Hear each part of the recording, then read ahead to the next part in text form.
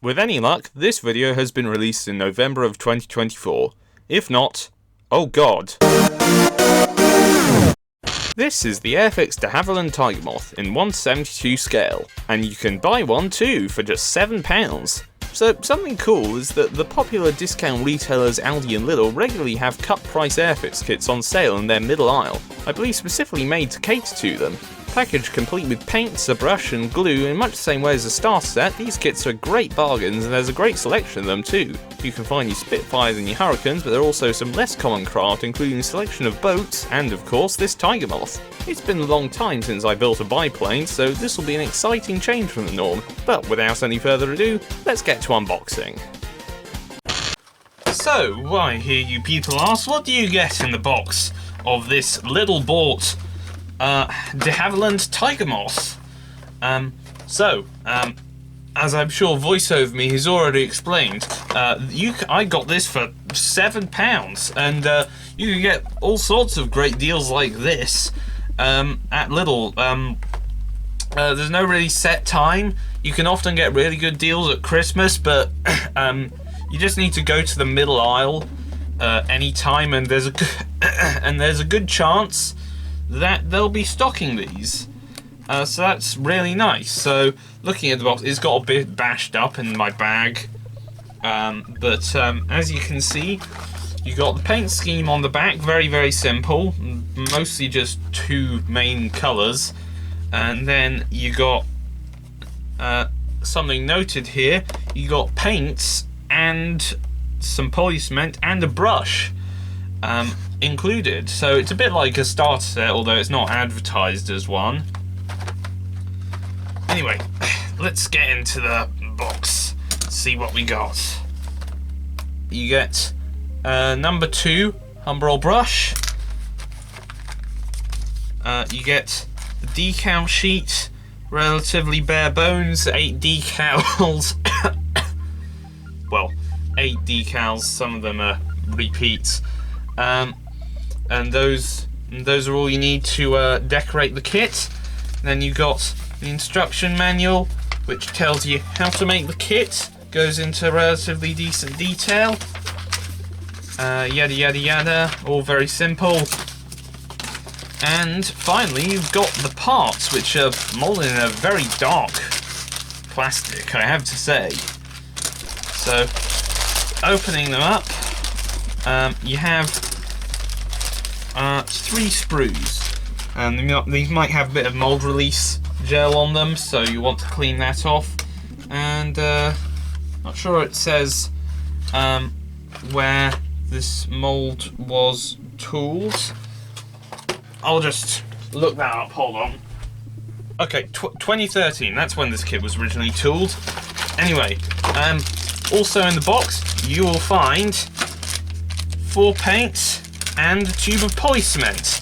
I already have too many of these, and either way, these are number 19, so that's red, number 78 cockpit green, number 33 matte black, and number 11 silver. All very standard. Now let's just check. So silver paint is still a liquid. Gloss red, still a liquid. This is a rather recent release of the kit, so it doesn't surprise me. The 78 separated a bit, so you'll have to give it a stir in order to apply it. And the number 33 is sort of... okay, that's turned into kind of tar in the bottom. You could theoretically save that with a bit of water or such like, but in practice it might be a bit more efficient to just get some other stuff like.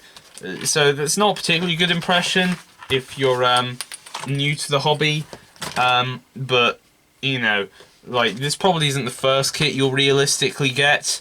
It's probably the second or third, and by that point you'll probably already have some leftover number 33 from Spitfire starter set maybe. Anyway, the part sprues, as you can see, very bare bones. You've got 2 wing surfaces, pretty basic. Recessed detail, as is to be expected of any airfix kit from the last 20-25 years or so. You got 2 pilots, which relatively detailed. This guy's an amputee. He hasn't got any feet, and I'm assuming that's because he wouldn't fit otherwise. And then you got 2 fuselage halves, a back surface, and then you've got these rather precarious looking pieces, so you'll want to be exercising some care when snipping these off. But anyway, hopefully this shouldn't be too hard to build or too slow to build, because I need to get this built. Anyway, I'm gonna go wash this off using a toothbrush to get rid of some mold release, and that should just help paint to apply.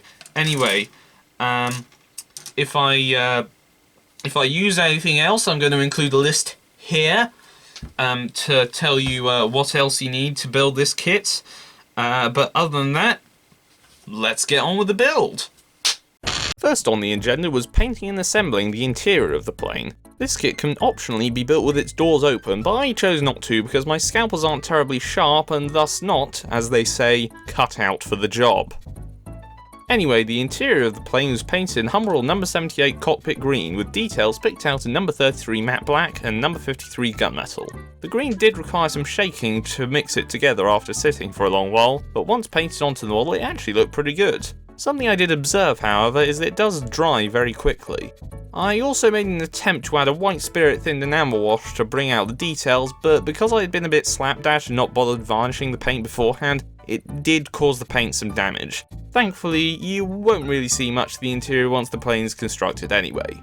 I also painted both the pilots to put into the plane. I painted the face of one in number 61 flesh, but for the other I decided to add a bit of number 29 dark earth because, as it turns out, not every pilot in the world is number 61 flesh. If you take issue with this tiny area of paint detail being a slightly different colour to usual, grow up, snowflakes! With the pilots painted and glued into their chairs, I cemented the cockpit into the side of the fuselage. Before sealing in everything, I was sure to add the instrument panels, which came with decals to accentuate the detail. I used decal fix to aid in the setting down of the decals, and once they were set, I glued the panels in and sealed up the fuselage. With this kit, I went for a rather paint-on-sprue method. First, I primed all the parts in Humbrol number 1 primer. The wings were then painted with number 11 silver over a few coats, and the fuselage was painted in number 19 gloss red. I've previously found red to have quite poor coverage, but thankfully after a few coats I got a pretty decent finish on this model. I also applied this red to a variety of struts and spars that this kit contains, and painted the wheels in number 33 matte black with the hubs picked out in silver. Having done the painting, I began putting the rest of the kit together, starting with the bottom wing. This slots in very nicely, no notes here. The tail wing, struts and landing gear all went together just fine without too much difficulty, and just needed some touch up in red where paint had been scraped off at the join between the parts and the sprue. But unfortunately it was with the top wing that I encountered some problems. Following a coat of satin varnish to make sure all the surfaces had some protection before adding more parts, I set about attaching the top wings. This meant first attaching these spindly little frames that hold the entire wing together. Airfix has kindly moulded the pillars on the side with alignment supports that can be cut off once the kit is together, but this would prove to create its own issues down the line. Upon dropping the top wing onto the frames, it became incredibly challenging to even get the slightest sense of security in their attachment. The surfaces for gluing are just too small for such large parts. It was incredibly difficult to cut off the supports as I had no actual side cutters, only these damn pliers which are not conducive to cutting right down to the edges of parts. All that happened was me ripping out the struts, and upon replacing them the entire top wing had seemingly slid forward, and I didn't want to try and fix it for fear of breaking it even more. Overall, this stage did not leave a good impression on me. Anyway, with construction done, I moved on to the decals. As this canvas plane doesn't really have any panel lines, you don't strictly need a setting solution for this step. The decals were printed by Cartograph and are of good quality, and once they were down I added another coat of varnish and moved on to weathering. I didn't do much on this step, just adding some enamel wash around the flaps and the few nooks this kit had, and on the sort of ridge section in the middle of the top wing, and some black weathering powder around the engine and exhaust pipe. And having added this kit's 2 clear parts, the cockpit windscreens, I decided to call this model done.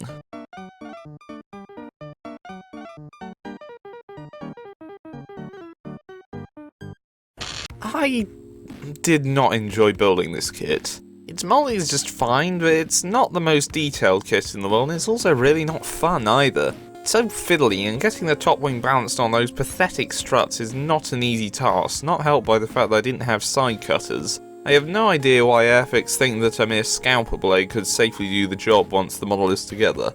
I couldn't even be bothered to clean up the twigs left behind. That's how much I hated the process of attaching these wings. Ultimately, this kit left me disappointed, and while it's not strictly named as a starter set, its positioning as a cheap model with including paints, glue and a brush in the local Aldi or Lidl, alongside other kits which are actually just Reebok starter sets, would certainly suggest that it wants to appeal to that market.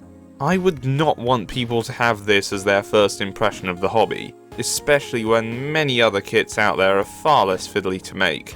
Unfortunately, I currently have at least 2 biplanes and a triplane in my stash right now, meaning I won't be rid of them for quite a while yet.